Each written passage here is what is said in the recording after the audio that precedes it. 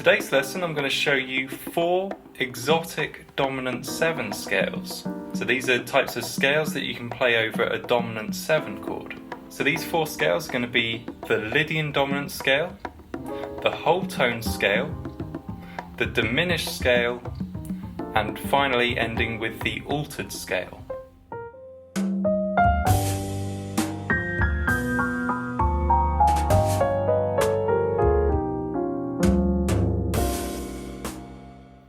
So first of all, why am I so interested in the dominant 7 chord as opposed to the major 7 chord or the minor 7 chord?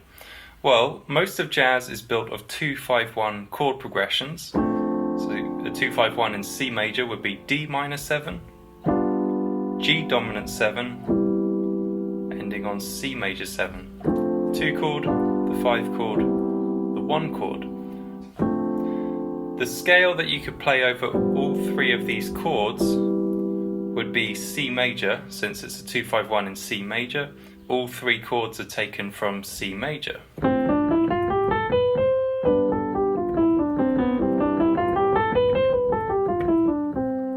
that sounds fine, that sounds consonant, and that might be what a beginner jazz musician would play. It would just be the scale of the 1 chord over all 3 chords.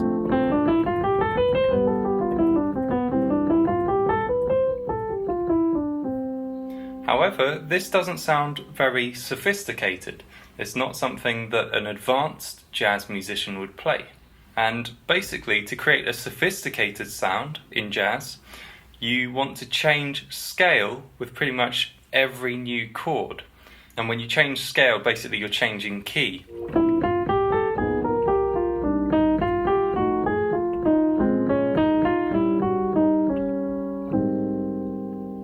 Now, if we look at the 2-5-1, so far we've got 3 chords each implying the same scale.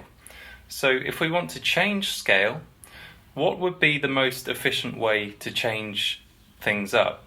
Would it be to change all 3 scales, change the 2 chord scale, change the 5 chord scale, and change the 1 chord scale? Well, no, because that would be a lot of brain work. The simplest solution would be to stick to the C major scale for the 2 chord and the 1 chord, basically the first and last chord, but then to change things up for the middle chord, which is the 5 chord. And if we can make the 5 chord change key, then we'll get that sophisticated sound going from C major to some sort of exotic dominant 7 scale, back to C major again. So that's basically the concept of this video. I'm going to show you 4 dominant 7 scales which are commonly played over the 5 chord of a 2-5-1, and their purpose is to just change key within the 2-5-1 and to make that sophisticated sound.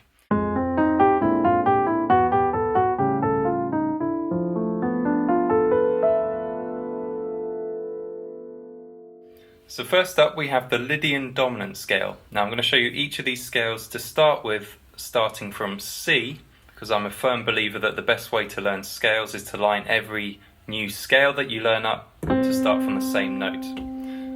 So here is C Lydian Dominant scale.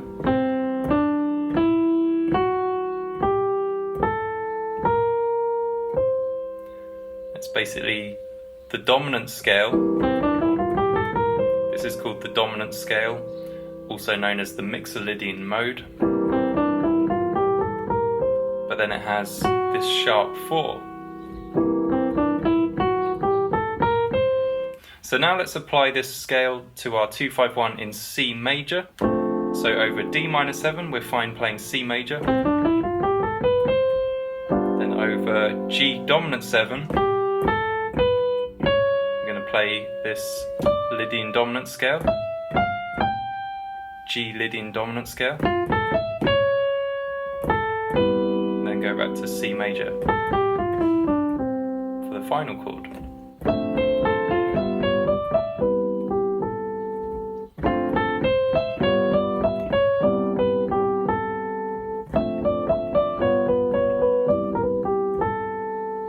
And it's worth noting that when I'm playing a solo over a 2-5-1 and I'm changing the dominant 7 scale, I'm going to aim for the changing notes. So I'm not going to change to the Lydian Dominant scale and not play that C sharp, because otherwise no one's going to know that I've changed scale. In fact, I'm going to make sure that I do play that changing note, and the same goes for all of the new scales, which I'm going to show you in a minute. I'm always going to aim for at least some of these changing notes.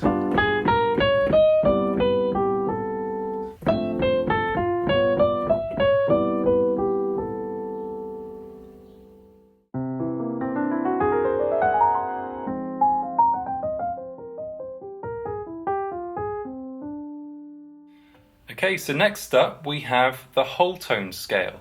This is C whole tone scale.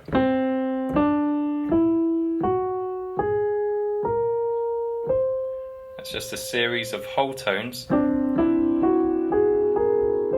which means that it's only a 6-note scale.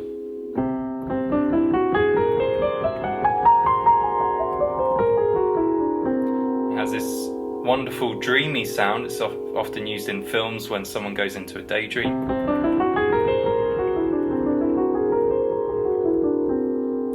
And it also fits right into jazz, especially over this dominant 7 scale.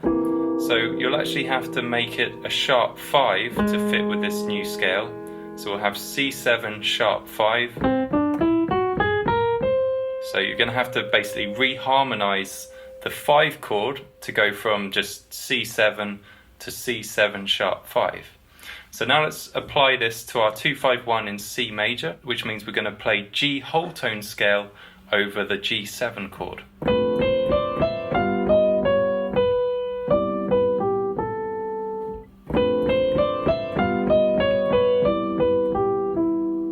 And as I said before, I'm going to aim for the changing notes, which are this sharp 4 and this sharp 5. All the other notes stay the same, but I'm going to make sure I try to play these 2 notes over the 5 chord.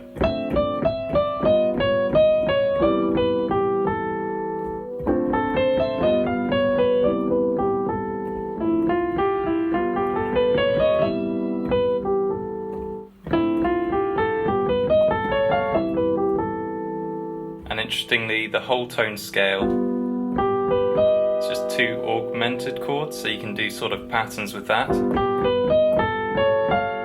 You've got G augmented and A augmented.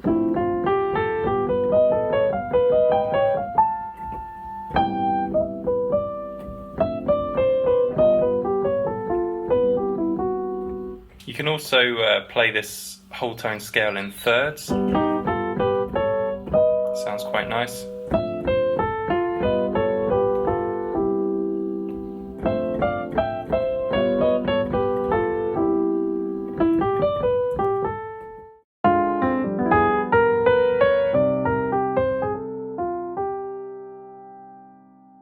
Okay, so next up we have the diminished scale. Here is C diminished scale.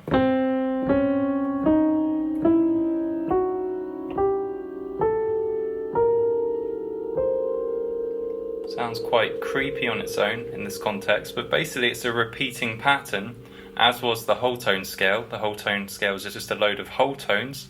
Same with the diminished scale, which is half step, whole step, half step, whole step, half step, whole step, half step, and whole step. Now you can actually play this scale over several types of chord. However, it's most often played over the dominant 7th chord.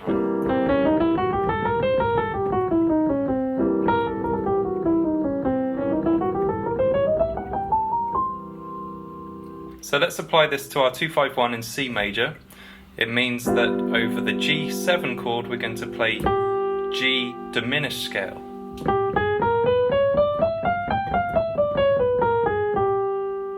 So this scale has 3 notes different to standard C major scale. I'm going to aim to use any of these notes in my solo.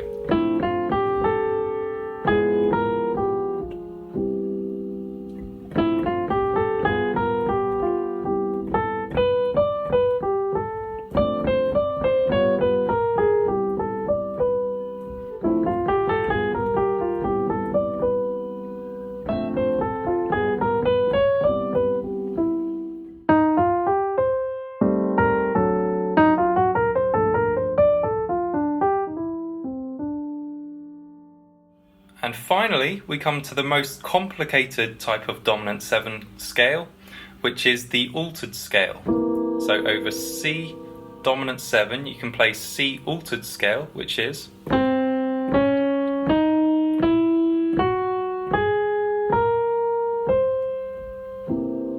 And basically it's called the altered scale because apart from the root third and the 7th, which tell your ear that it's a dominant 7 chord, it then has every other altered note possible. So it has a flat 9, a sharp 9, a sharp 11, and a flat 13. And it is these altered notes which change the scale. So it has 4 altered notes. Now this is a lot of brain work to think of a scale that has flat 9, sharp 11 and flat 13. So the way that most jazz musicians think of this scale is as D flat melodic minor. So just build a melodic minor scale off the flat second of whichever dominant chord you have. In this case we'd have D flat melodic minor. Melodic minor scale is the minor scale but then with a major 6th and a major 7th.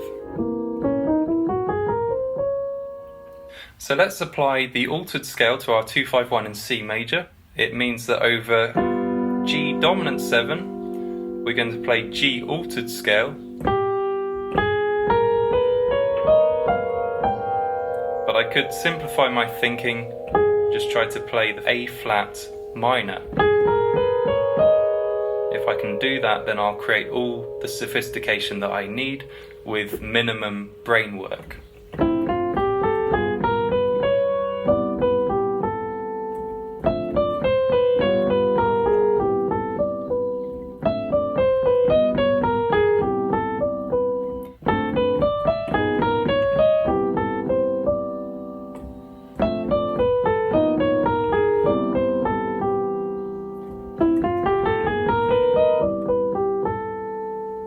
That is the altered scale. If you found this video useful, I'd really appreciate a thumbs up. And if this is the first video of mine you've seen, make sure you don't miss out on future videos by subscribing to my channel. And if you like this sort of material but want a complete step-by-step approach, you can check out my brand new ebook, Jazz Theory Explained Once and For All, available at jazzherobooks.com. 100 pages of my own writing, taking you step by step from beginner to advanced. Along the way you'll encounter links to relevant videos. And each chapter ends with a practice tip suggesting ways for you to practice each concept. Try my book for 90 days risk-free. If for any reason you decide it's not for you, that's fine. I offer a 90-day money-back guarantee. So visit jazzherobooks.com or click on the link below and start learning today.